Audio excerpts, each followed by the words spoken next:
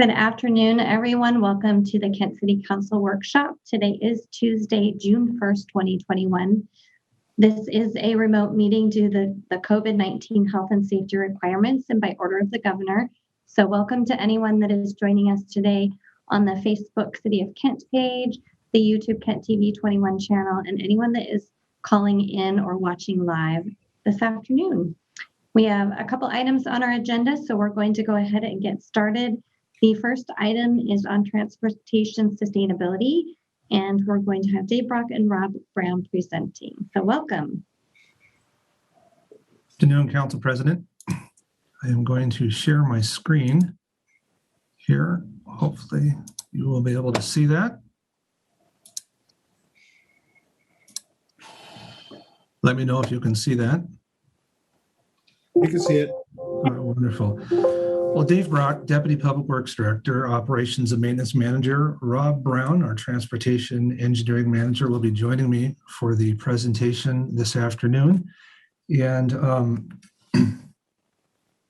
tomorrow starts my 25th year with the city. So pretty big day for me. I'm very grateful to continue to work for the organization and just with and for just quality human beings throughout the city.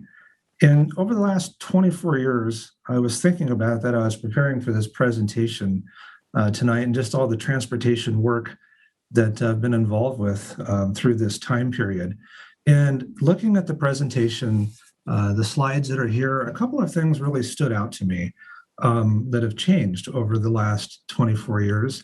The first being in terms of sustainability and the financial component of that, seen a lot of migration towards different funding sources. When I started my career, transportation funding was predominantly through the general fund. And we certainly all recognize the challenges and the needs for the general fund. But through my career, I've seen the migration change. It's really been a progression to other funding sources, being the B&O and also the residential solid waste tax. Another thing that really stood out to me was just the staff within the Public Works Department, both operations and maintenance and transportation.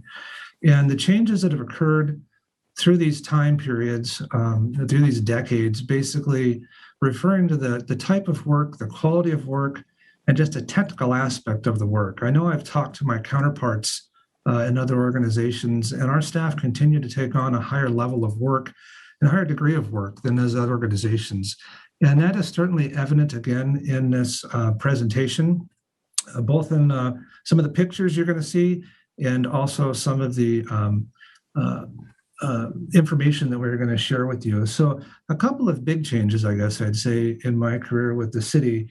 And so I'm going to jump in and you will see those as Rob and I talk about the different facets of the transportation system.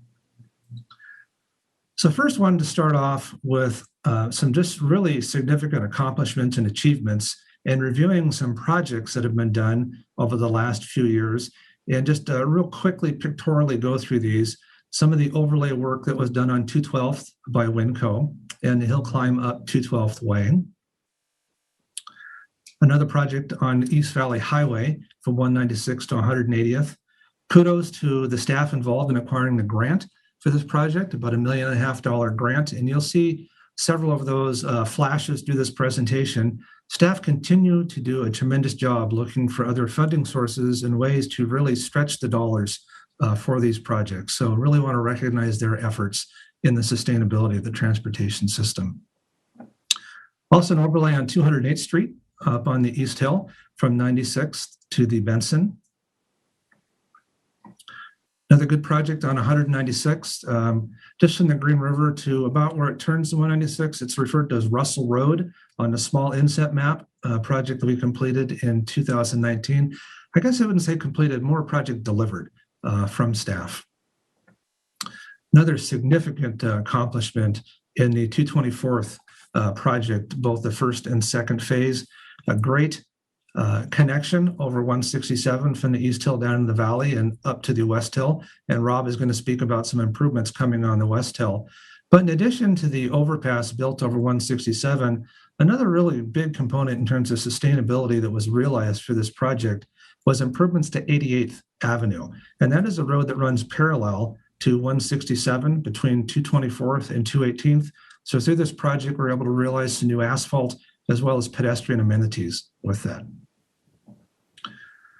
On some of the solid waste projects that have been funded in recent years, we've seen improvements in Meridian Glen, Kentridge Estates on the East Hill, as well as some Americans with a Disability Act improvements. And Rob is going to speak a little bit more to them. You're seeing a photo there of a wheelchair ramp upgrade. Continuing on the solid waste in 2019, many improvements around the Springbrook Elementary, including 100th Place. We've seen improvements up on Scenic Hill and Wrighton Road and on the West Hill on 38th Avenue. In 2020, we also saw more improvements on the West Hill on 42nd and the East Hill on Chestnut Ridge. I mentioned in-house staff, and both in transportation and also in operations. They are just, I would call journeyman workers, just tremendous skill set, great attitudes. They are very efficient what they do and continue to provide quality work and really a way to stretch the dollars. And you're seeing some of the in-house paving work they've completed on 240th near the Sioux Creek, as well as 111th. Once again, work they've completed on 132nd, as well as West Valley Highway. Just a few illustrations. I'm going to pause on this map. This is a really significant accomplishment. These are pavement projects that have been completed since 2013 through the funding of the B&O and solid waste tax. You're seeing contracted work in the dark blue, contracted work in the light blue, and also some in-house work shown in the green and kind of the orange color, both involving dig outs and inlay work, as we call it, some more spot pavement repair. That's a significant accomplishment and one that we are very proud to deliver. Moving into 2021, I know there was a presentation on this here recently that Carla Maloney had provided. This is the overlay program for 2021. Some of the projects involved 212th Street, 208th, work on 94th, Woodland Way, and then Lake Fenwick Road on the West Hill. And just going through some of those photos that you've probably seen these before. 212th from East Valley Highway to 72nd, a grant-funded project. Actually, the grant amount on this project was increased by about $600,000. The local match was decreased. So this is just another way in which we were able to stretch those taxpayer dollars to get more work accomplished. Lake Fenwick Road coming up this year. This is 208th from the Benson to 116th. Looking forward to seeing some pavement repairs there. We have some real bad sections where we're continually patching those areas of the roadway. As well as East Valley Highway. Once again, some bad localized distressed areas where we're going to be doing a lot of what we call dig out repairs, removing that asphalt and placing new asphalt, with the anticipation of coming back in the future to do a more blanketed rehabilitation technique to that roadway. So in terms of the overall roadway network, we have about 730 lane miles of roadway. And in terms of funding, you're seeing a comment there that talks about pre-COVID funding. So as you are aware, like other businesses, many of the businesses, there's financial impacts that the city has realized from the pandemic. And so there was a decrease in funding availability from the B&O as would be anticipated with the pandemic and the impact to the businesses. And along with that, we're not able to get to all the work. So we have a good amount of deferred work, but this isn't singular to just a transportation system. This is very common in all utility systems. So I don't want to alarm you with that deferred number. In terms of some of that work that we refer to as also future work, so work that we are basically going to address in future years. Some of the illustrations for that on 196th from Russell Road to East Valley Highway, we have done some interim maintenance techniques out there in crack sealing to try and gain some more life out of that roadway before we are back in there to do more significant pavement rehabilitation. Another project on the 277th corridor from the Green River up to 116th, future project. Another one on 132nd Avenue Southeast. Another future project on the West Hill on 259th and 260th. Want to talk about the inset here just west of Interstate 5. There's a white-gray kind of line. That's the Federal Way Link extension. As part of that project, kudos to Kelly Peterson and other staff involved in working with Sound Transit. You're seeing the yellow hatched area there. Those are pavement repairs that are being done by Sound Transit as part of that project. So really want to let those repairs occur before we are back in the area to address the rest of the pavement deficiencies in a future project. 80th Avenue, just south of 180th, another future project, as well as Central Avenue from James Street to 228th or SR 167. When we talk about our asphalt longevity and what can be expected, we have 4 different classifications of roadways. And one of those classifications is referred to principal arterial street. Typically, these streets have many lanes to them and are high traffic volume carriers. Life cycle, about 15 years is expected for the life expectancy of this asphalt prior to needing another overlay. 132nd is a good classification of a minor arterial street. Generally 15, maybe a few more years beyond 15 years, we'd see before another overlay is warranted on that roadway. Residential Collector Street, this is 248. This is a project that is going to happen this year between 116th and 132nd, about 20 years on this type of roadway before a simple overlay would work. When it goes beyond that, we're talking about more substantial pavement repairs, more dig out repairs before we can just blanket the road with another asphalt overlay. And then a residential street, we're seeing more 25 to 30 years, kind of a lifespan. Typically these roadways, the heaviest loads they'll experience are the garbage or recycle trucks in these areas. One of the things we do as we evaluate the condition of our roadway network, these 730 lane miles, is we do a visual inspection. And so somebody's actually going out and looking at each section of the road. They're quantifying and capturing cracking, other pavement distresses. We have what's called rutting, which is a deformation of the asphalt generally in the wheel paths. You see that a lot on intersections, especially when there's heavy loads. And we take this information, run it through a database, process it, and basically we're able to project that in 4 different pavement conditions. The first being excellent, good illustration of an excellent road there. A good road, this particular illustration, what differs from this of an excellent road, you're seeing some weather damage to the road in terms of raveling and ultraviolet light degradation of the asphalt. And you're also starting to see some transverse cracking and longitudinal cracking on the road. A fair road, good illustration. You're seeing more cracking, some of the other repairs that have been done in terms of patching to the road. And the road in poor condition, like this illustration on 256, that really there's some significant asphalt repairs that need to be done on this roadway prior to doing a structural overlay to the road. So we take all of that information and run it through our system, our database, and we're able to project. And this is a projection in these bar charts on the 730 lane miles of our roads. And it shows the distribution between each of those 4 different ratings. This is actually a pretty good distribution. Of course, we'd like to see more in the good and fair range, but in any large infrastructure type system, you're always going to have infrastructure that is going to be in the poor and the fair condition. In terms of just a visual display of a roadway network, this is a map that projects the rating that was done in 2018.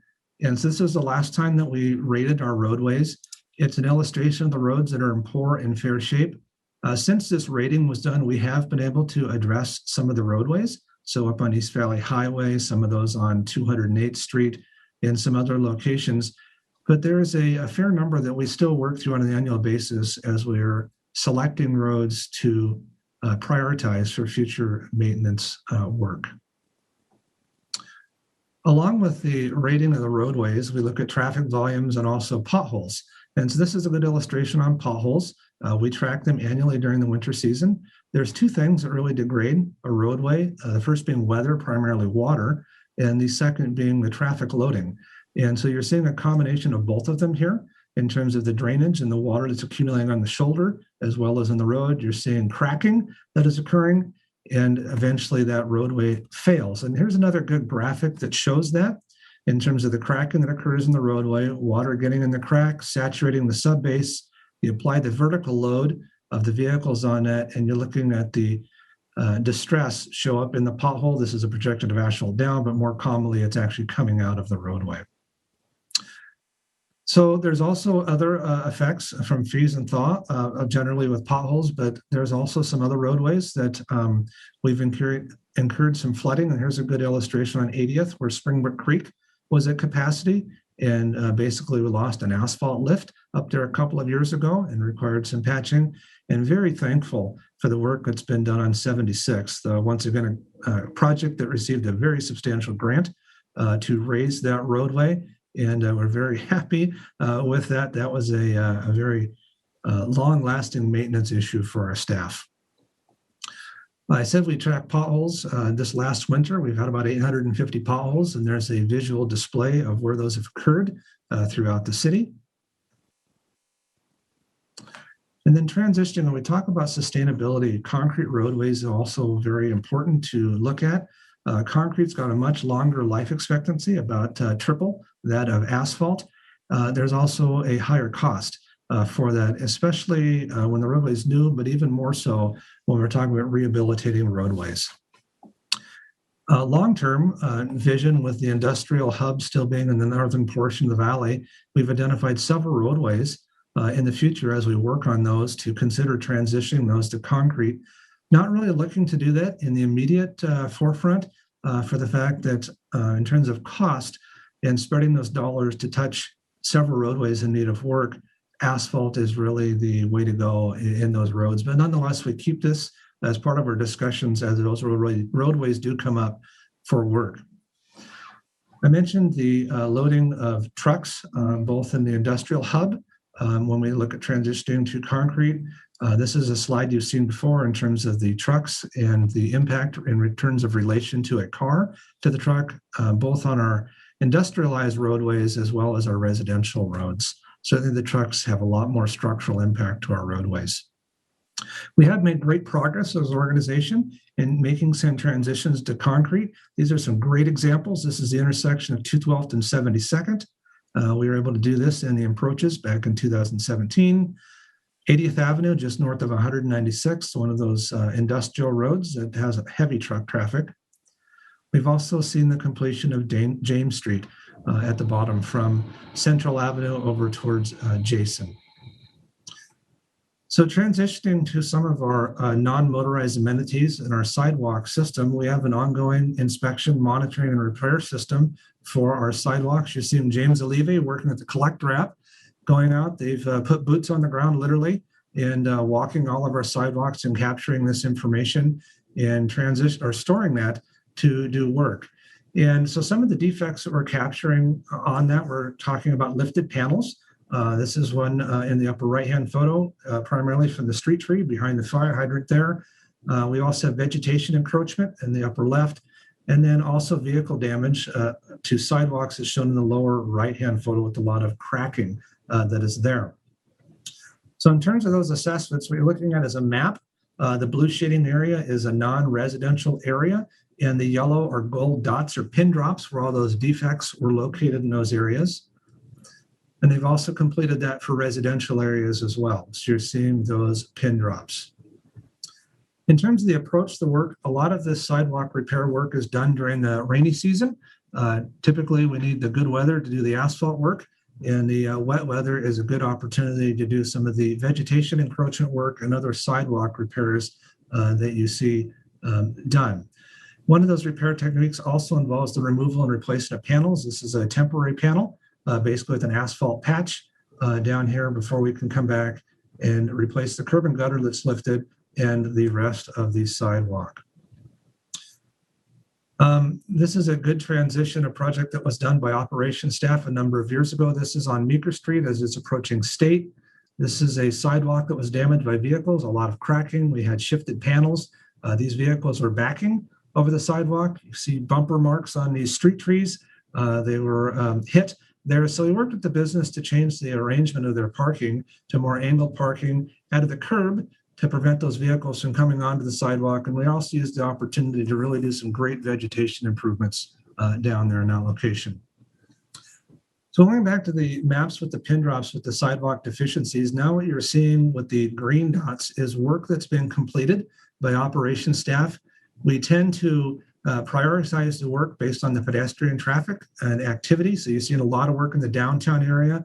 You're also seeing a lot of work on some of the major bus routes where there's a lot of ridership, like on Pack Highway and 212th in areas. So we continue to prioritize that work, like I said, during the rainy season primarily. And we've made great progress on this. Also, we have some just great craftsmen in terms of operations staff who are filling in some missing links of sidewalks. This has been a project that we're getting close to finishing up on the West Hill on 259th and 260th, adding a sidewalk to that location. We've also completed one on Reith Road. You're seeing some before and after photos. Certainly want to get up to Woodland Way here in the near future and really provide a hardened walking surface for the neighborhood and children to the elementary school there. Another great project on the West Hill on 38th Avenue, completed by the operations staff. In terms of the operations staff, so in 2016, council authorized 4 additional employees to do sidewalk repairs, and they've been dedicated to that, filling in missing sections of sidewalk as well as replacing panels and doing other work. They've made great progress, and this is a map which reflects their progress to date. They've really touched a lot of roadways. There's a lot of work to do. This is a map that shows roads in Kent without sidewalks. This is primarily due to development. When those developments occurred, sidewalks weren't required on one or both sides of the roadways. So there's a lot of work to do out there, and we continue to pick away at that. In terms of another maintenance technique, this is an illustration of crack sealing. This is a project the council is going to consider for award tonight. I mentioned the water getting in through the cracks and the impact it has on the roadways. What we're doing is sealing them up, trying to keep that water from getting in there to gain some more years out of the life of the road. And so roadways that have been identified for 2021, a couple of residential neighborhoods, one on East Hill, one in the Lakes area, as well as some commercial roads illustrated and highlighted blue there. Also, an annual maintenance project for us is line striping. And this is a project that's been awarded every year. There's also some raised pavement markers that we also replace as part of that project. You're looking at illustration. The roads have paint shown in black, and the more yellow or mustard color, gold color are those with RPMs. Plastic markings, generally these, you're familiar with these in terms of crosswalks and arrows at intersections or stop bars, have about a 5-year life. And this year, the project's already been awarded. A number of locations are looking forward to seeing improvements in those areas. Guardrail damage, an ongoing project, attenuator on Canyon Drive that was hit. We spent about $150,000 a year doing guardrail repairs. Also, in terms of signs and markings, council awarded or authorized 2 positions in 2019. And to help with our retroreflectivity program and improvements associated with that. We have about 19,000 signs. They have a lifespan of about 12 years when they're not hit by vehicles. Sorry about that. And generally to UV damage, they've made great progress. You're seeing work that was done both by contracted and some in-house staff in 2018, as well as work done with those new employees in 2019, 20, and 21. To date, they've replaced about 3,300 of those 19,000 signs. They're on pace. They're doing a great job. Bridges. We have 23 bridges as part of a roadway network. In terms of vehicle bridges, you're looking at a map with those. We also have 7 pedestrian bridges. These are inspected every other year. In terms of needs, probably the bridge with our greatest need is the Meeker St Bridge over by the Ethos Apartments. This one really is in dire need of painting, as well as some deck repairs. And the last part of our work and operations is the vegetation. You're looking at another picture of the work on Meeker Street and State. In addition, when we do that vegetation work, a lot of it's with what we call our sidearm mowers. Council's been great on authorizing the purchase of that equipment. They do about 90 times the work as somebody with a weed eater. These guys are very good operators that are doing the work in our roadways. And there's also a lot of handwork that we do, as you're seeing in the illustrations. This is a map that shows all the different areas as part of our right-of-way vegetation work that our staff and operations touch. There's a couple of contracted projects that we have in terms of Pack Highway and James Street. That work is coming back to operations staff starting next year in January. 2 positions are approved to bring that work on. We're looking forward to getting that back. And then also one of our other future projects we've identified as a need is Veterans Drive. Really need to get an irrigation system installed there and rehabilitate the plantings on that roadway. Street trees. Thousands of street trees. We've talked about some of the challenges with the street trees in terms of sidewalks, but they're also beautiful in terms of our streetscapes and add a lot of value that way. So our maintenance work really involves not only replacing the damaged trees, but also pruning, both in terms of pedestrian walkways and also in terms of vehicles and the overhang over our lanes. So that's a really quick overview of the work and operations. I'm going to pass over to Rob Brown, and Rob is going to start sharing some information on ADA. Very good. Thanks, Dave. Good evening, council members. I will start my presentation.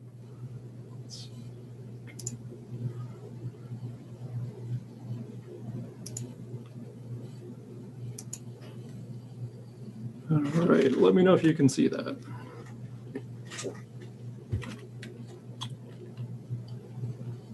All right, looks like we're presenting. Yes. Good afternoon, Rob Brown, Transportation Engineering Manager, Public Works.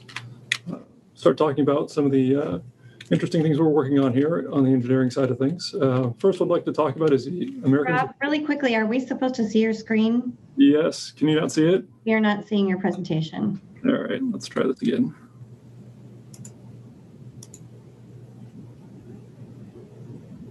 All right, there you go. Thank you.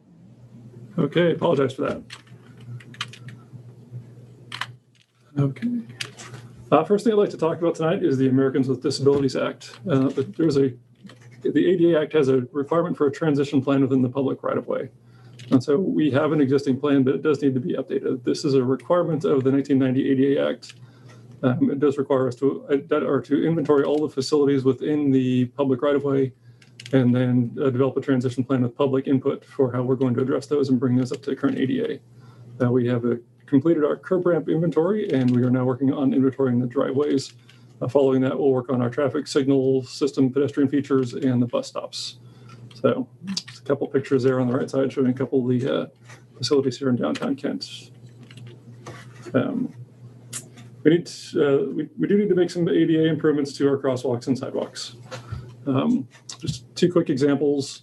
The picture on the right shows a driveway. This is on First Avenue, just south of Titus Street, the city parking lots. Driveway doesn't look too bad, but it actually doesn't meet ADA. And so this is one of the reasons that we do need to go through and inventory all of those features. The picture on the right shows a corner of Railroad and Titus. As you can see, there's no curb ramps there. This picture right here, this corner will be upgraded as part of the water main replacement work this summer. So we'll have 2 new curb ramps there at the end of the summer. Some more about ADA curb ramp improvements. Dave's talked a lot about the improvements at Meeker State, and it does look really good. These are the pictures that are on the right side, or sorry, the left side. So it shows the construction work and the final project. The federal government has said that the curb ramps are the biggest impediment to pedestrian movement, so that is what we should be focusing on, and that is where we're focusing. Picture on the upper right just shows a corner of 244th and 36th where we don't have curb ramps. And then the lower picture is South 208th Street and 114th Place. This may look like a reasonable curb ramp, but it does not actually meet ADA. And so this ramp here in the lower right corner will be replaced this summer as part of the overlay project. For our ADA traffic signals, ADA does have requirements for traffic signals and what those pedestrian facilities look like. We are required to have the accessible pedestrian push buttons. There's a couple of good pictures of those. Biggest one there is up on the upper right. It cost us about $6,500 per intersection to upgrade to these push buttons. We also need to upgrade to the countdown timers. You can see those in the pictures far left and then center right. Those installations are about $2,500 an intersection, but the way the ADA rules are written, that also requires us to evaluate all the curb ramps when we put in those pedestrian countdown timers. So we typically follow the curb ramp projects with the countdown timers so we can keep up with the ADA. But those curb ramps are the bigger expense there. I just want to highlight some of the work that our signal crew did this past year. These are pictures of the intersection of Willis and 74th Avenue. And you can see in the upper left-hand corner, this is what the push buttons look like before the work. Our team went out there, measured the push buttons, and designed custom brackets, which you can see in the lower left. And then in the center picture, you can see Davian actually installing one of the push buttons on one of the custom brackets. And then the picture on the right shows the completed installation at that corner. So we have our accessible push buttons, and then we've also located them in locations where they meet the reach requirements for ADA to help out those people that may be in mobility devices or pushing strollers or things like that. They can't reach that far, can't walk over into the grass to push the button. We'll move on to some traffic volumes. This is one of the charts that we've shown a couple times. This is traffic volumes on SR 167 between South 212th Street and 180th Street. This data does come from Washington State Department of Transportation. It does lag a year. So the newest traffic volumes we have are from 2019. That's what you'll see there. And you'll note that 2014, 15, 16, we did see an increase in volumes, a little bit tapering off in 2017, 2018, and then new high volumes in 2019, which I will talk about here again in a second. Just a picture of SR 167 looking north. You can see, we're back in the traffic. We'll follow this with the average weekday traffic on I-5 between 272nd and Kent Des Moines Road. Again, just showing that 2014 through 2019, we're showing continual increases in the traffic volumes on the freeways in the region. Back to 167. This shows traffic volumes on 167 between South 277th and Willis Street. And one of the interesting things you'll see here is we see an increase in the traffic volumes 2014, 15, 16, 17, 18, but then a decline in 2019. But if you remember from the 2 slides ago, we saw an increase in traffic north of 212th on 167. And what we think this is this is additional traffic coming into and leaving Kent. So, just more traffic in and out of Kent onto 167. So while the traffic south of us dropped off in 2019, the volumes north of us increased. Picture of traffic volumes there. Okay, very interesting chart here. There's a lot going on. So let me see if I can, very busy graph here. So what this is a graph from Washington State Department of Transportation, and this shows the percentage of change in traffic volumes compared to the baseline. The baseline in this case is the 2019 calendar year. And what this does is this compares the same day of the same week throughout 2019 to 2020 and 2021. And so what you're seeing is the percentage of change in traffic volumes. So this, as you can see in March, traffic volumes dropped off pretty substantially as we started going into restrictions, dropped off. We're down 60 or so percent. And then over the summer, these volumes edge back up to mid 20%. And then after the first of the year, they start going up a little bit more. But by the 1st of May, we're still around 10 or 12% below on I-5. And then we'll move. This is the same graph on I-405. Similar thing. In March of 2020, we dropped down pretty quickly to around 60%, then get back up into that 20-25% reduction, and then trail back up to negative 11% beginning of May, kind of that negative, still 10% below the baseline. This next graph, this shows SR 167, and this the data point they use is actually in Kent. This is the 196th Street, just north of 212th. And you can see from 167 that while the other 2 big regional freeways dropped off significantly, 167 only dropped off about 40%. It quickly rose back up to somewhere, around 15% below the average through the summer, through the winter.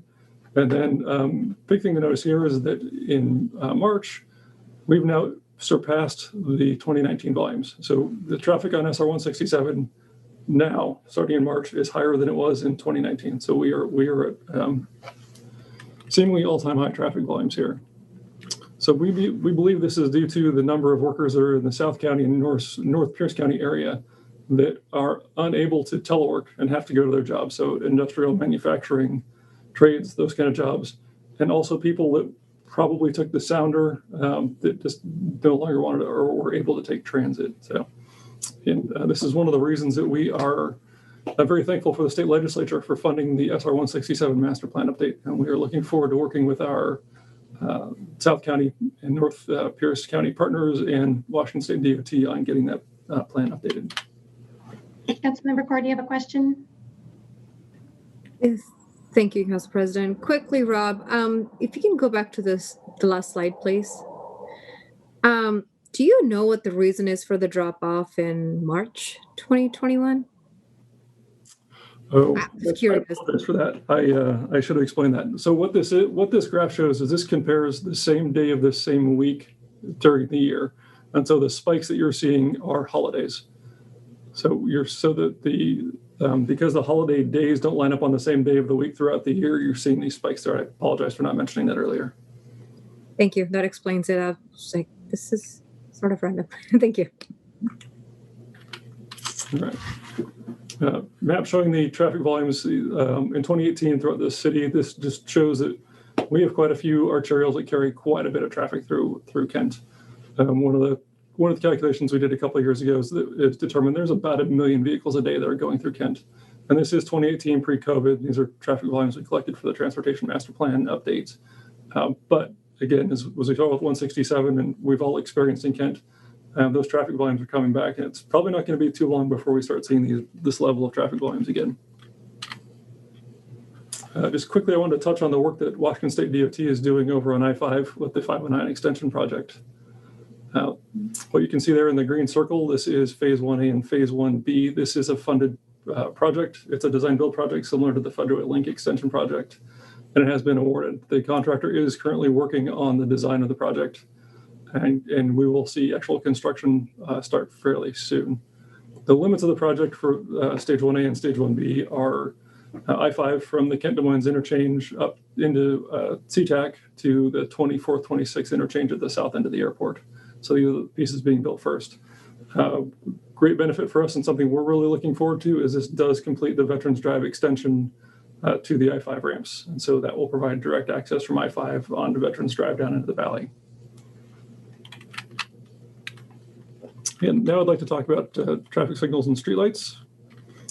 Our signal team is responsible for maintaining all of the city-owned traffic signals and all the city-owned streetlights, which is about 2,600 streetlights we've got in the city of Kent. So just a quick overview of the what makes up our traffic signal system. We have 117 traffic signals, 44 school zone flashers, 25 radar speed signs. That includes 2 new ones on James Hill that were just recently installed, 17 enhanced pedestrian crossings, which include 4 new crossings that were installed as part of the 4th and Willis roundabout, and an additional 2 that are part of the Meet Me on Meeker projects. Total value of our signal system is in the range of $60 to $70 million. It's probably a little more than that. Just a really busy map, but this does show our traffic signal inventory. Enhanced crosswalks are shown in the red triangles, flashers, red diamonds, radar speed signs in the blue squares, and then our traffic signals, our schools and flashers, green diamonds, and traffic signals in the yellow dots. And you will notice that there is one missing at 4th and Willis now because we have a new roundabout. So excited about that. Intelligent transportation system. These are electronic enhancements to help drivers and help us operate traffic better. This is a subset of our traffic signal system. This map shows our proposed and current inventory for ITS, the ITS system. So the purple triangles are our proposed data collector systems. This is where we would have permanent devices to measure traffic volumes on a daily basis. The blue diamonds are our proposed electronic message signs for drivers. These are mostly centered around information for people that would come into Kent and or provide information for snow closures. The gray is the existing cameras. Those are the traffic monitoring cameras we have in place, and the orange are the proposed locations for additional cameras. On the traffic signal maintenance and repair side, we spend about $240,000 in parts each year for traffic signal maintenance. This does not include damage to our traffic signal poles, traffic signal cabinets, or signal upgrades. About $60,000 of this is due to auto collisions or vehicle collisions, And on an average year, we spend about $40,000 due to storm damage. I'm happy to report that in 2020, we did not come close to that number. So knock on wood, be very happy about that. But we do have an aging system, but it's not all bad news, which I'll touch on here in a couple of slides. Traffic signal pole replacement. We currently have about 450 traffic signal poles. A steel traffic signal pole has about a 50-year life cycle, and the average cost to replace one of those steel poles is about $80,000 to $90,000 a piece. We do have 6 damaged poles that will need to be replaced, and those costs of $80,000 to $90,000 a piece does include the design and contract administration. So that's not just a per, that would be a contract. Councilmember Thomas, do you have a question?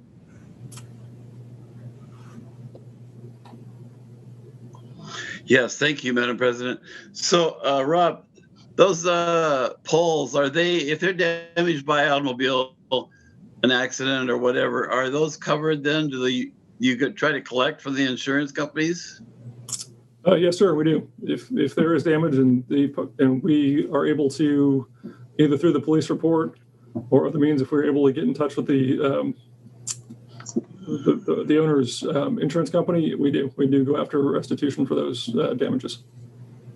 Thank you. All right, moving on. Here we go. All right, so just a quick overview of the signal pole 108 in Kangley. We all saw that. Just a couple slides showing the work that our crew did. We actually did this in the replacement in-house with some help from the storm department and from a contractor to set the pole, and a couple pictures of some of the damaged traffic signal poles. Span wire signals. We have 14 span wire signals, 6 steel and 8 timber, and some of the timber poles are reaching the end of their life cycle. And I'm going to speed up just a little bit here.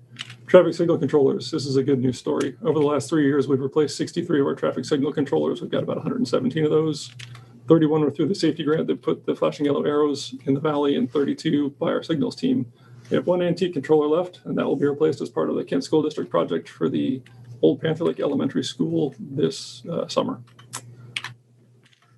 Just a couple pictures here of traffic signal controller replacements. Our crews have replaced 32 controllers with B&O funds in the last 3 years. So out of roughly 120 signals, that's a little over 25% of them. A couple pictures of our crews doing some work. Uninterruptible power supplies. These allow us to run our traffic signals on battery power when the line power goes dead. They have a 25-year life cycle. We currently maintain 282 batteries with a 5-year lifespan, and we spend about $15,000 a year in battery replacements. Just a map showing where the uninterruptible power supplies are. Central traffic signal control system. Picture on the right shows our old VAX computer. Our first computer was installed in 1994. The one that's on the right was installed in 1997. We retired it in April of 2020, and we've now switched to a Windows-based central traffic control system. A couple pictures of what that looks like as far as the operations. We use this to maximize our signal efficiency.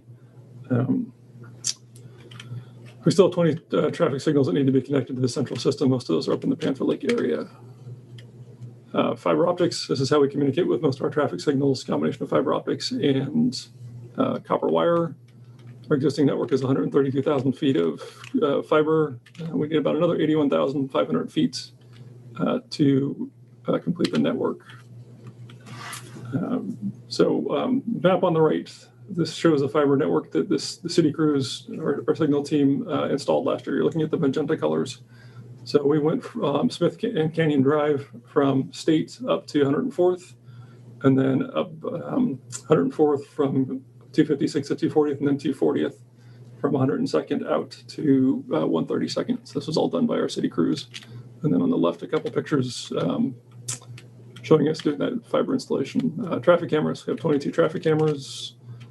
We have purchased 4 more for Canyon Drive. Those should be installed this summer. Traffic loops. We'll just skip over that one since we're running late. Accessible pedestrian signals. We talked about these earlier as part of the ADA. One of the great things we can do with this is a thing called leading pedestrian intervals, and this is where we tie traffic signal operations into traffic safety. Leading pedestrian interval gives pedestrians about a 4-second head start to start crossing the crosswalk before vehicles get their green light. This allows pedestrians to get out into the crosswalk to be more visible to drivers. Great safety improvement. We are planning on implementing this everywhere. But to meet ADA, we need the accessible pedestrian signals because we need those. We need the noise that they make to help the people that are sight impaired know that they have the walk signal before they hear traffic go. So we've already installed this or have this in place at 25 intersections, and this year we're going to install it in 13 more intersections. Streetlight maintenance. You've seen this before. Again, I apologize, we're really running out of time. You've seen the map on additional streetlights. We've got about 27.5 miles of arterial streets that do not have streetlights to meet our streetlight practices. And we need, the cost would be $15 to $20 million to finish those off. Copper wire theft.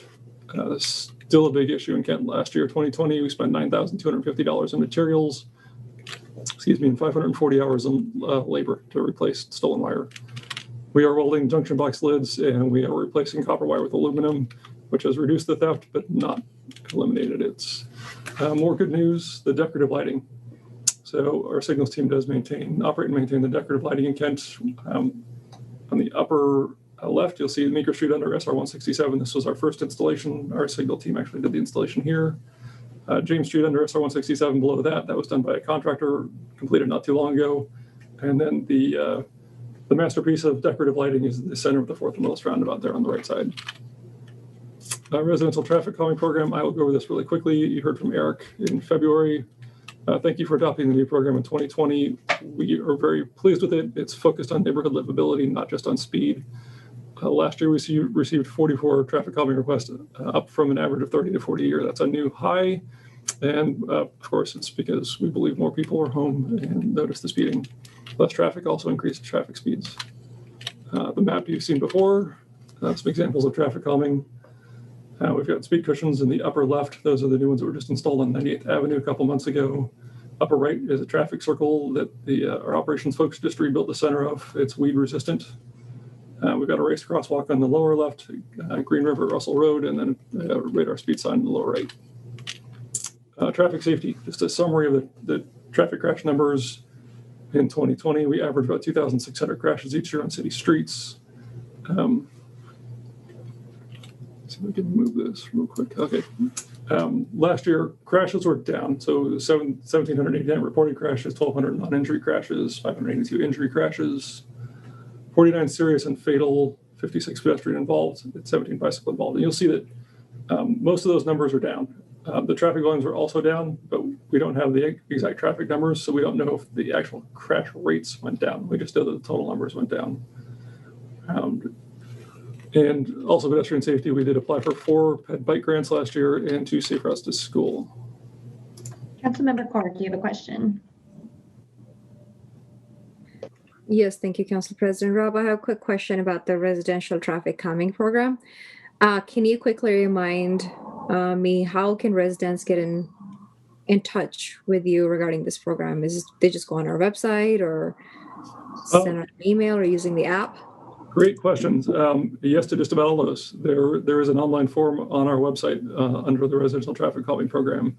They can use the C-Click Fix or KentWorks application. There is a form there where they can make requests for residential traffic calming. They're also welcome to send me or call me directly. In fact, I had a gentleman call me this morning about residential traffic calming, so we got him connected with that program. So any way they can get in touch with us, we are happy to talk to those people and accept those applications.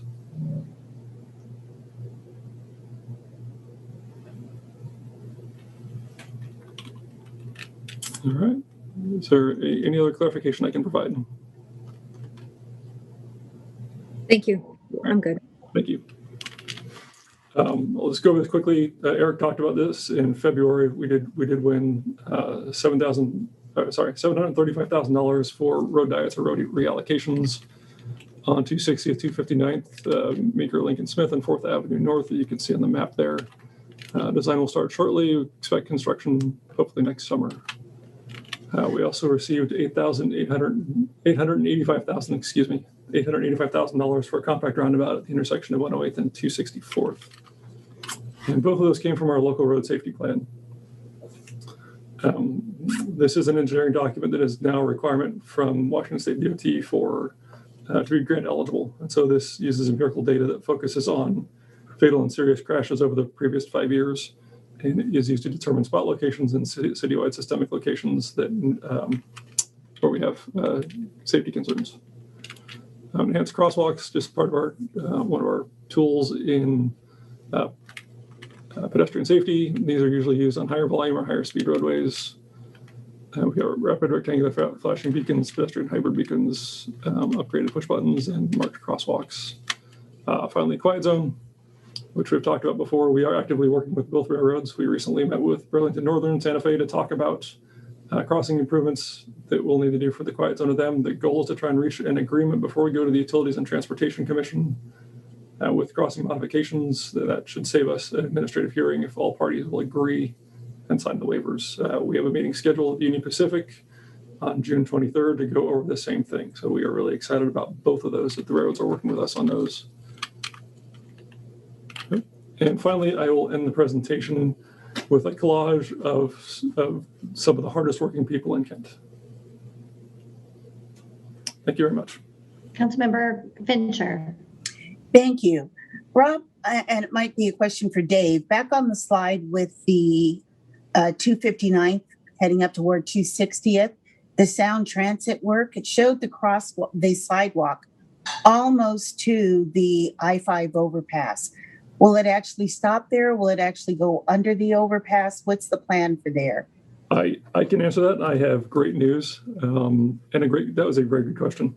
Kelly Peterson worked very, very hard and actually got Sound Transit to build the missing sidewalk connection from where it ends on either side of I-5. So go under the new Sound Transit light rail and under I-5 and make that connection. So Kelly did a great job negotiating with Sound Transit to get that included.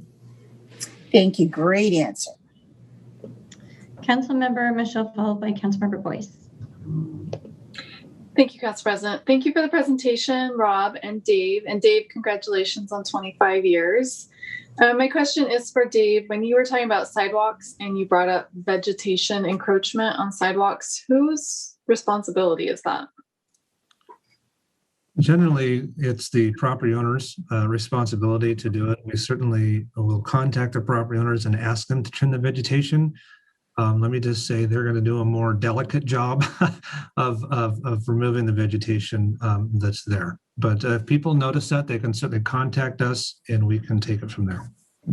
Okay, thank you. Councilmember Boyce. Thank you, Madam President. Hey, awesome job. Well, you guys have been really busy. I do have a question, and Dana or Derek might have the answers here. Mine was more concerned on the B&O projects. You know, I think we've done an awesome job with the B&O money and the project.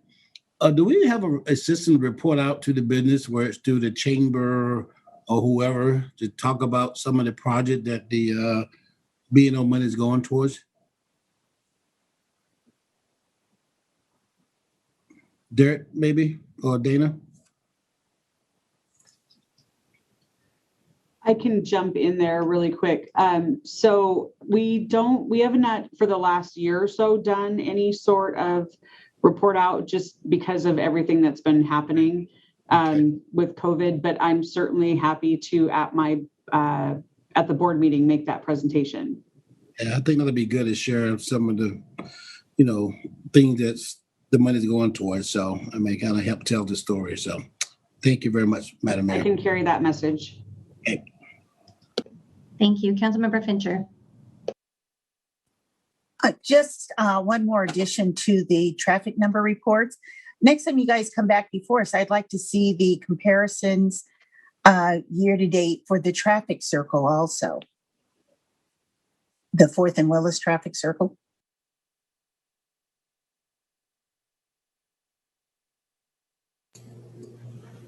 We can do that.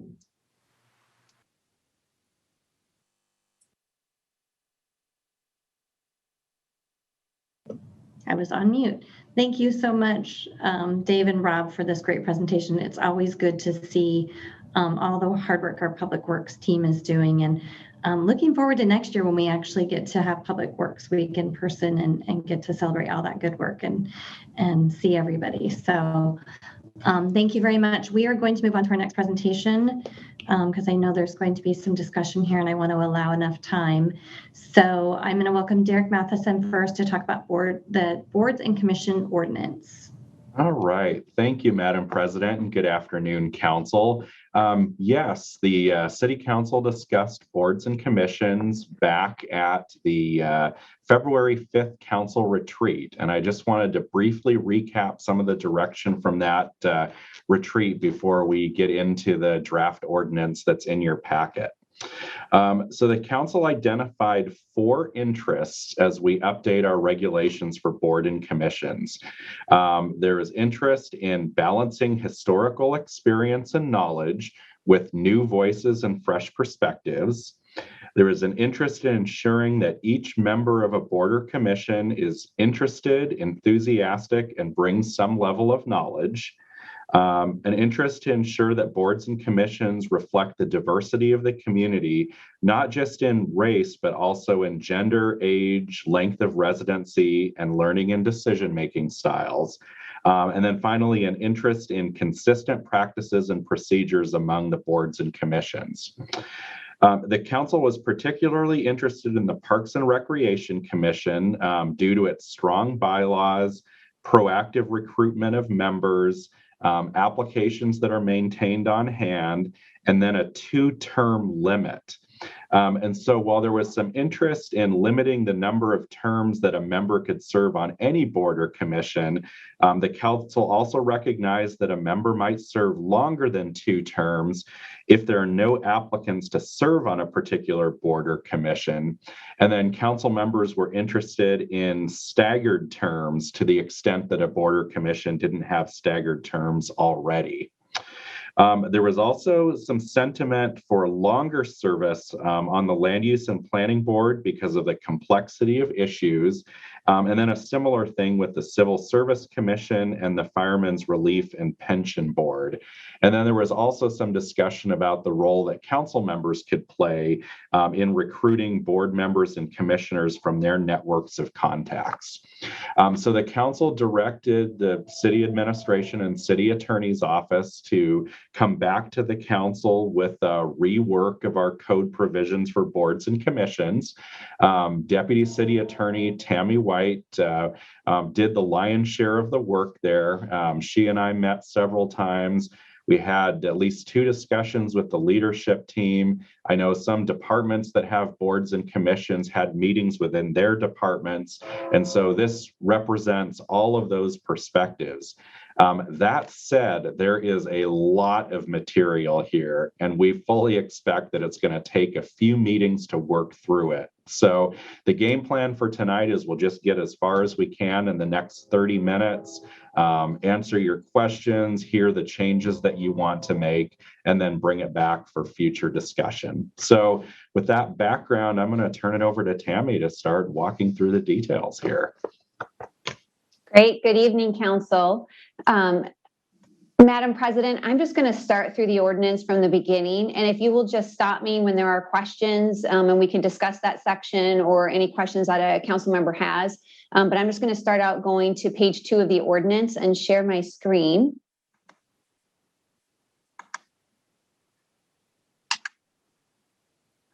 So I hope everybody can see it. It should start at page 2. It has chapter 2.50 on the first page. Can everybody see that there? Okay, so I'm just going to start going through it. This first section here deals with definitions for terms that are used regularly throughout the ordinance, the most important being appointive commission. And this is referring to all of the boards, commissions, committees, however they're referred to, where the member makes the appointment and council makes the confirmation. Member, again, just goes back and refers to the individual who's actually appointed and confirmed to the commission, a resident being an individual who lives here within the city limits of Kent. And a quorum, and the most important part here is that a quorum is defined as constituting the majority of the then current membership of an appointed commission. And this is important just in the event a member resigns or they move out of the area and they now are no longer a member. We will now decide that quorum based on those who are still currently serving. This next section here, 2.50020, deals with the applicability of the chapter. And this section here says that this chapter 2.50 is going to control unless another chapter later in Title 2 deals specifically with a particular commission. So these are the general terms that are going to apply to every single board and commission. But there might be some exceptions that are made for Land Use and Planning Board, the Arts Commission, Human Services Commission, and we're going to deal with those specifics over in that chapter that deals with that particular commission. So this section here clarifies that the role of these commissions is that they serve in an advisory capacity. So unless council or the mayor has specifically delegated authority to them, their only role is in an advisory position. So they can't take action on their own. And we've sometimes had that confusion with some commissions over time. And so this is a good place to clarify what their true scope and responsibilities are. And one vision that I took in drafting this chapter for you to take a look at was that it could serve as a decent handbook for new commissioners coming in. They could look at this chapter 2.50 and have a general idea of what their responsibilities are and what their roles will be on the commission. So that was kind of the view I took here. So my hope is that it will accomplish that once we're done with it. Section 2.50040 clarifies that the way in which they take action is through a motion, just as you do with your actions. So there'll be a motion, a second, discussion, and then they can vote on it.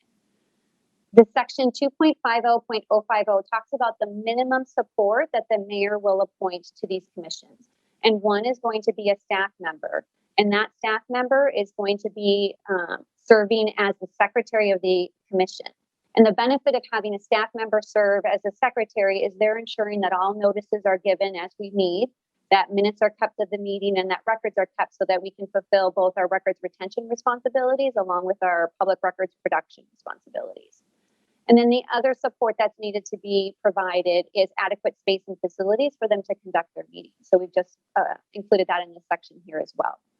Now, this next section here talks about how appointments are going to be made. So this is where a lot of the meat and potatoes are going to come in that I think you have some interest in. The first is that members are going to be appointed by the mayor and confirmed by council. There are going to be some exceptions. And so some of those exceptions are already written to our code or through state law, which is the Lodging Tax and Advisory Committee. Those appointments are made by you, the council, as are the board member positions for the Public Facilities District. And so these exceptions are going to be written in the chapter specific to those two committees. So generally, though, the mayor appoints and the council confirms. Now, here's where we get into one of the issues that you were raising, is that making sure that the members of the commission are interested in the subject matter. So here, in order to be qualified, the eligible appointee needs to be a person of mature judgment and ability to analyze and consider matters within the purview of the relevant appointed commission. The mayor may appoint who, in the mayor's sole discretion, is the most qualified for the position based on the appointee's professional experience, their education, or their demonstrated knowledge of the issues and matters relevant to the commission. So the concern was that, well, what if we just have somebody who applies for a commission position, but they really don't have the background to contribute to the conversation? Well, this is one way in which the city could explain to them why they weren't qualified for that particular committee. So now under the qualifications, we also have the youth representative position. And now this is a new and different change. So some of our existing commissions have a high school age youth representative. What we found from discussions with our Parks Department is that was often constraining who was eligible for them. They asked that we increase this age to be a youth member who is 24 years of age or younger. One other issue that came out from discussion with Parks is they do sometimes have challenges finding a youth representative to serve on a commission. And so if they're encountering that challenge, they wanted to have the ability to allow the mayor to appoint a non-youth applicant. And this would come into play again if there was not a youth individual who was both interested and qualified. And then the other qualification would be that in order to be appointed to the commission, the individual must reside or work within the city or be a student attending a school within the Kent School District. And so we have a number of school districts that involve individuals who live in Kent, but they go to a different school district. Their residency would still allow them to serve, even if they went to the Federal Way School District, the Renton School District, or the Auburn School District. Councilmember Thomas, you have your hand up. Do you have a question about something? Yes, thank you, Madam Chair. So, Tammy, I'm assuming that anybody that works with the youth like that in a commission are vetted, background checks, those kind of things? I'm not sure. Fingerprints? Not typically for a commission position. I think it depends on, I'm not sure that we would go through that process for our appointive commissions. So go down to the previous page where you have under 24 years of age for a youth group. Oops. Right. So that could constitute a little bit of a problem. I'm just thinking out loud here. But if everybody's okay with that, that's fine. Okay. All right, thank you. Okay, so moving on then, after we get through the minimum qualification provisions, we'll get into the process. And so this is where we restate the council goals. So the council goals outside of the qualification piece was that council was interested in making sure that the mayor in the applicant pool that she was selecting appointees from, that they were diverse and that they reflected the Kent community, and that they seek new voices and fresh perspectives to balance the historical experience and knowledge, and that they sufficiently inform the public of the available opportunity. So these are the goals that are going to drive the recruitment process that the mayor will utilize. Now, also wanting to call out some specific recruitment methods that would be used. What we've noted here is that the mayor or her designee will utilize some or all of the following. And so it could include posts on the city's webpage, posts on the city's social media accounts, publish notices in a print or online newspaper, emails or posts to an appropriate professional association, and then also notifications to local diversity and equity inclusion offices, which will include educational and community-based organizations. Councilmember Fincher, did you have a question about this, the notifications? I did. Thank you, Madam Chair. I wanted to request that, and realizing that they can pick it is not necessarily all of them. I'm thinking of language newspapers, foreign language newspapers and all right. The way it reads now, notices will be put in a print or online newspaper. So that could be one newspaper. I would like to open that up and add an S on to newspapers so that we could also add it into foreign language ones, such as the Spanish one, or if we chose to go to the Spanish language radio station or the Punjabi language or any other, Arabic, any other foreign language, that we could have it in those newspapers and media also. So the request is to broaden that by adding on an S to newspapers or professional associations is already fine. But newspapers is not. Councilmember Larmer, do you have a comment about that? Yeah, I just want to think, I think that's a great addition because right now it does read it as a single print source, or online. So I think, I like the idea of adding that. Councilmember Boyce.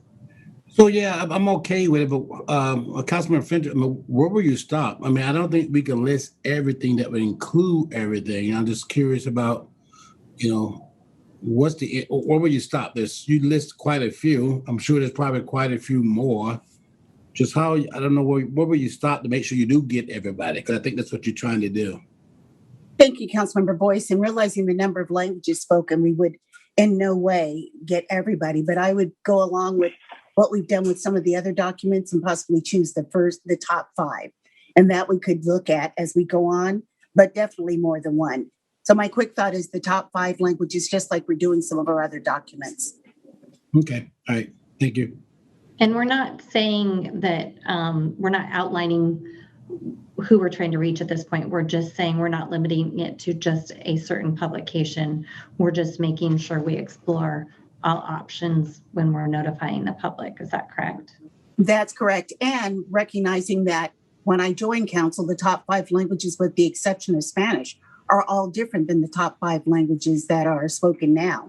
So as time goes and people migrate, that also changes. So that would be something that, imagine our communications department would be keeping up on.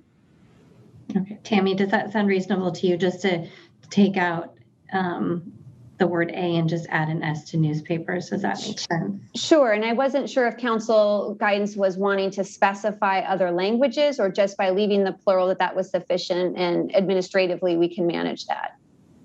I'm okay with just that simple piece, and then just letting, whichever group is going to be notifying the public, that we just make sure we're reaching all avenues of that. Okay, great. So I've made a note of that to make the correction on the next route or next round. Maybe So then, even add, if I could just interject something, Madam Chair, newspapers with a S, and then in parentheses, top 5. Or top 5 languages, something like that. That is very specific and yet broad enough to take in nearly everybody. Just a thought. Thank you, Marley. Councilmember Fincher. Thank you. I could agree with that, or adding the word foreign in there, but something to include, because all of us right now here today know what we're talking about, but that may not be clear in years to come for some. And we've had instances where we've looked back to see what the intent was.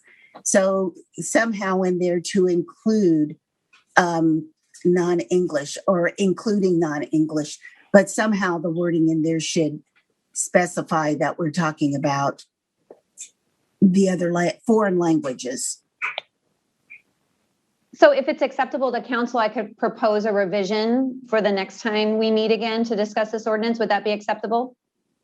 Yes. Yep. Okay. It's for me. Thank you, Tammy. Great. Yep, I'll do that. Okay, so then moving on, this is again, we're still under the process piece. So this is after or as the mayor is making her appointments, kind of how that process plays out. So the next section deals with, this just sort of restates a right you've already had, which is that applications for appointments can be reviewed by mayor or by the council at any time.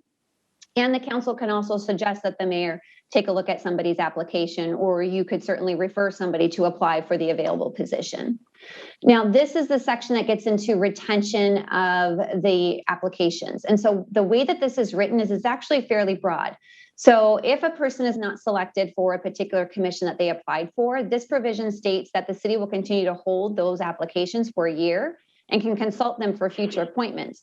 But the way that we've left it broad is that person does not have to be considered only for that commission that they originally applied for. If we have another position that's available on a different commission, they can be consulted and to see if they're interested in that other available commission position. So it kind of broadens the opportunities that they possibly could have to be appointed to a commission. So the one other thing that this section does, though, is it does not limit the appointment to only those past applications. So if there aren't a sufficient batch of applications to refer back to, then we can still go out and do a new recruitment, and the ultimate appointment could be either from those past applications or from the new recruitment, so that we're not limiting ourselves to the sphere of eligible applicants. I have a question, please. So, Tammy, what you just said, so let's say that, I don't know, worst case, we got 50 applications, right? And then there's a new position coming up. So who's going to be responsible going through the other 50 applications to see if they are in sync with a new possible open? That's the mayor do that?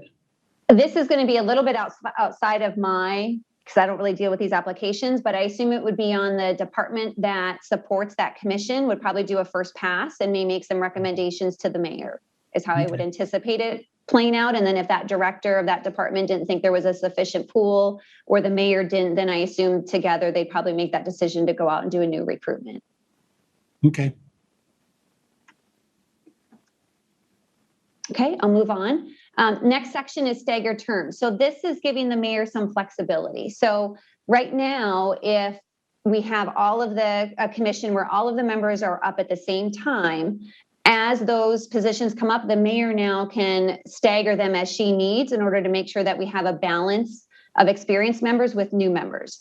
So say a spot comes up and everybody else has been serving 4 years. This now ordinance allows a 3-year term. The mayor can decide with a new appointment to maybe shorten somebody's first term to 1 year or to 2 years. That is not going to count against them for their term limits, which I'll get into a little bit later. But this gives her some discretion to stagger those terms so that you don't have your entire commission coming up due for reappointment at the same time. A lot of our commissions already have staggered terms, so they should be in place, but this just accounts for the possibility that there could be some where they're not staggered, and this will give some ability to kind of make sure that we're not starting fresh. So this next section here comes primarily from the Parks and Recs Commission.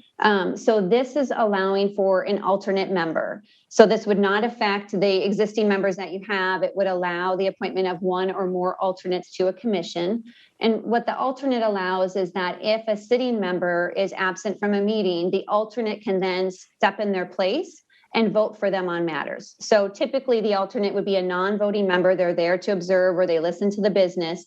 But if a regular member is absent, now that alternate can move into a voting role and they can now take action in place of that regular member. And then the other benefit of this is that if a regular member resigns or their term is up or something else happens to where they don't finish their entire term, this allows the alternate to be promoted up to a regular member position without having to do a new recruitment. Councilmember Fincher, do you have a comment about this portion? I do. So with that one, I like the way that SCA does it, where even if you're an alternate, you still go to the meetings. So if somebody's going to be stepping into a position, it's good for them to know what has transpired on the committee already to be current with everything. So I would like to see that the added that the expectation is that the alternates also attend the meetings. I remember later on it states when they get to vote and, someone has to be absent, but that they at least attend the meeting, whether everyone else is going to be there or not. And that seems like a good clarification to make to the ordinance. If the rest of the council agrees, I can add in some language for you to consider. Councilmember Thomas. You're muted. That's not the problem I have, although I don't think that's a problem, Brenda. I think I could go along with that. I would be hesitant to have the alternate, even if they've been going to every meeting, in the case of an absence, be automatically put in. I would think that'd be a normal thing to have the mayor do, but maybe there's someone else, I don't know how to explain this, but more qualified perhaps than the alternate. Does that make sense at all? Maybe not. Okay. No. Councilmember Larmer. Yeah, so Les, are you saying that the assumption that the alternate would automatically be promoted, that could be an issue if you have somebody more qualified that's come in that during that alternate term? Is that what you're trying to? Yeah, suppose we had something to do with airplanes, and a Boeing company or something, and then all of a sudden maybe somebody from NASA applied, moved into a Blue Origin position and wanted to be part of it, and maybe much more qualified than even the alternate. And I'm assuming that the very first thing you'd want to do actually is, and the mayor I'm sure would do that too, is that, hey, we've got an alternate. He's been he or she's been there every meeting. They should probably be the one to step in. And that would be the normal way of things would probably be done. But I'm just thinking a little bit outside the box here. And I don't know if anybody else is thinking that way or not, but. The only thing I'm thinking is that, this person has applied to be on this commission or this board just like anyone else. Oh, yeah. So they're, they would have to serve their term before that position would be open for someone else to apply. That yeah. Otherwise, there could be some hurt feelings, I suppose. I mean, I think it would have to be, we're still going, based on the term limits that person has to fulfill, that when that becomes available, then somebody else, because typically you can't apply unless there's an opening. So, or right. Anyway, that's the way I'm looking at it. Councilmember Fincher. So couldn't the case be there's 7 members, one moves to Tahoe? At that point, that's when that alternate would normally move. One alternate, the senior of the 2 alternates, if there's more than one, would move into that position. And I see what you're saying, Les, but I'm going along with what Council President said, that person had already been vetted, and being on that commission should already be qualified anyway. So they may not be that Boeing or Blue Origin person, but then that also opens up a seat for an alternate to which that Boeing person or Blue Origin plate person could apply if they were interested. And even though they don't get vote, generally they get voice at a meeting. So their input would still be heard as an alternate. Member Lermer, did you want to add to that? Yeah, I think that was just my question, you know, sort of the same scenario. Do we call out then the alternate position becomes vacant and will be recruited for? Yeah, so right now the way the alternate is set up is it's just permissive, it's not mandatory. So just because we put this into chapter 2.50 doesn't mean that there's going to be an alternate position created on every commission. But if it's decided to create an alternate position, then the mayor would make an appointment following the same process like she does for regular sitting members. And then council would confirm that individual to the alternate position as well. Okay, I think that covers your concern then, Les, doesn't it? Yeah, I think so. Let's move on. Okay. Well, so going back to Brenda's original question, Brenda just asked, and I'm okay with it. If you're an alternate, then you should attend meetings regardless if you're going to be voting as a member because someone is gone or not. So that's kind of up for. I'm going to jump in here. I don't think it should be mandatory, but highly recommended is the words that I would use. And I think it's kind of presupposed. I mean, you can't really fulfill your role as an alternate if you're not there. So if the alternate is absent and the member's absent, well, then nobody is there to fill the primary purpose of that alternate. But so I think there could be some clarification. I can propose some language for you to take a look at next time we meet as well. Okay, that's good. Okay. I'm seeing heads shaking. So okay. That was your footnote. Can you go back with the lodging tax to the right? Oh, yes. So I'm anticipating that this alternate role may not work for every single commission. Some of them just have challenges, and the LTAC one is one where there could be challenges. So that's the Lodging Tax Advisory Commission or Committee. And it has statutory requirements where we have to balance it. And so there have to be a certain number of members that are from folks who pay the tax and a certain number of members from folks who receive funding from the tax. And so they have to be equal. So the only way I would really see the alternate position working for that commission is if you appoint two alternates, one from each group that's required to be on the commission. That's going to be impossible. I've been lodging tax for 4 years, and we have not been able to fulfill our hoteler, on a long-term basis, right? So when the alternate for that, I can tell you right now, based on historical reason, it's not going to work. Yep. So I think just having this in code is an option that's available for our existing commissions, but also, should you add commissions in the future, this will already be written into code and be an option that's available for those future commissions as well. Okay, thanks. Sure. And just kind of a reminder on time for everyone, because we are getting close to 6:30.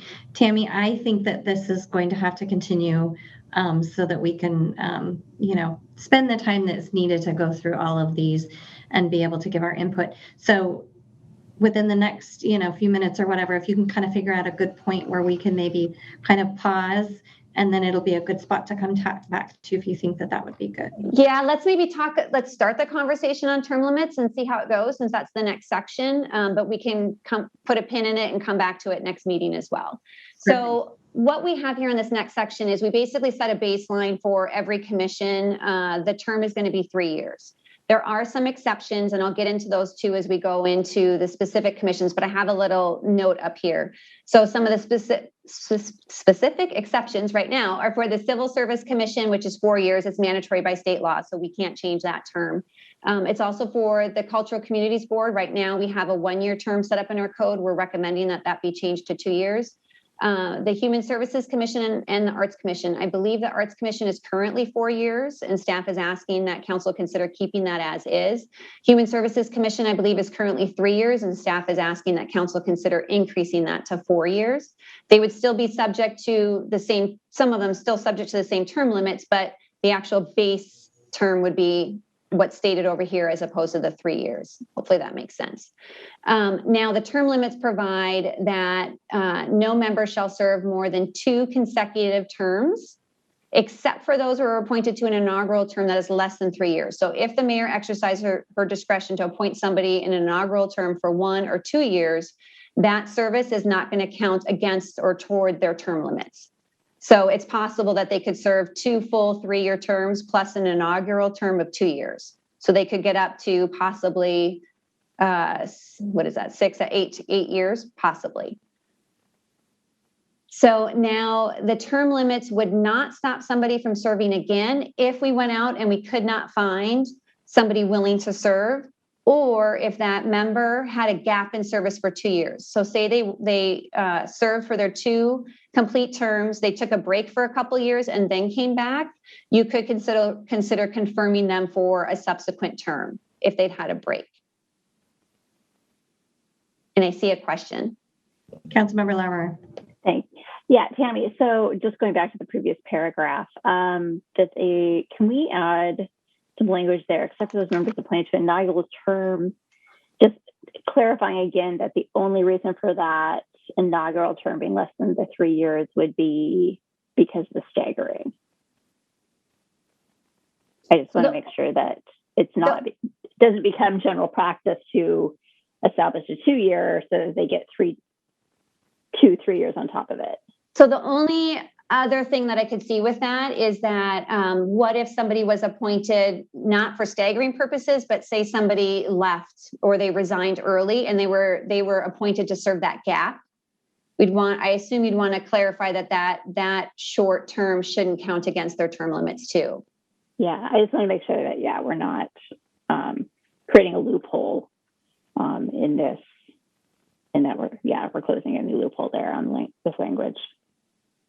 So those were the only 2 times where I could see somebody would serve less than 3 years. Either they were appointed to finish out an unexpired term because somebody left, or the mayor had exercised her discretion to appoint them to a staggered term. Okay. Councilmember Kaur. Thank you, Tammy. I just got a quick question about, I understand the paragraph about term limits or number of consecutive terms. Disability Board, Firefighters Relief and Pension Board, and Land Use and Planning Board. I understand that. But what is the reasoning for PFD? So I think staff was concerned that it takes so much for folks to get up to speed on kind of the workings of the Public Facilities District for showware, that there was less desire to want a frequent turnover just because of the amount of work it puts on staff to help bring them up to speed to understanding the inner workings of the PFD. So that's what's currently proposed by staff, is that these commissions here, either for the specialty and the subject matter, that it seems more appropriate to allow for a longer term, which is why term limits were not applied to those commissions as a proposal.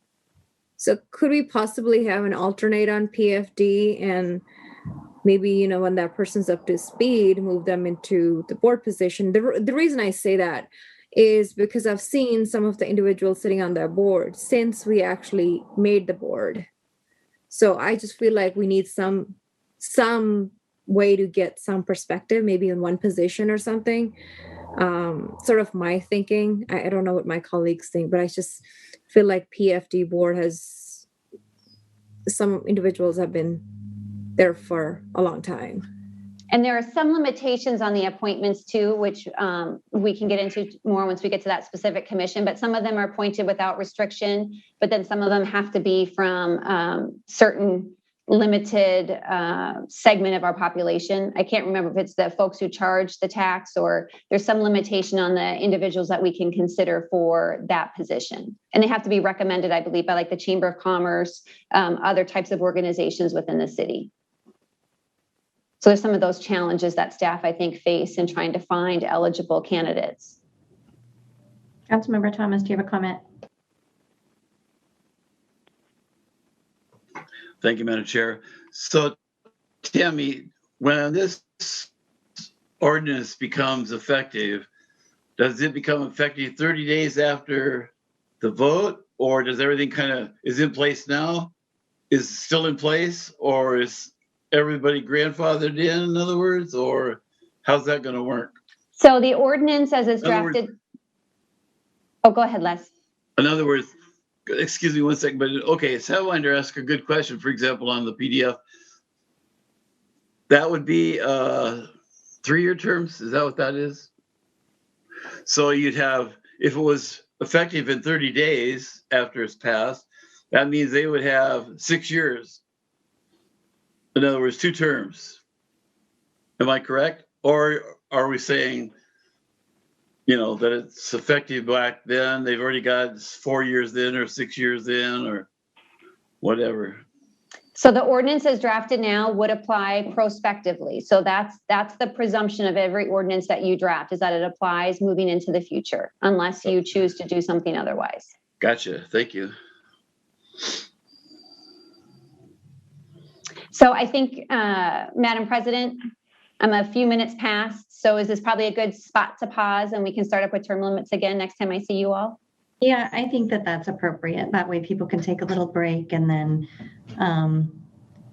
we've had a little bit of discussion on this, so maybe people can think about it a little bit longer and bring back any comments or questions when we get started next time. Sounds great. Sounds good. Great. Well, thank you. Thanks, Tammy. Thank you so much for being here and answering our questions. We'll pick this up again at another meeting. Everyone, you have a little bit of time now to take a quick break and come back here at 7 o'clock. So at this point, we will adjourn until 7 o'clock. Thanks so much, everybody. Up to the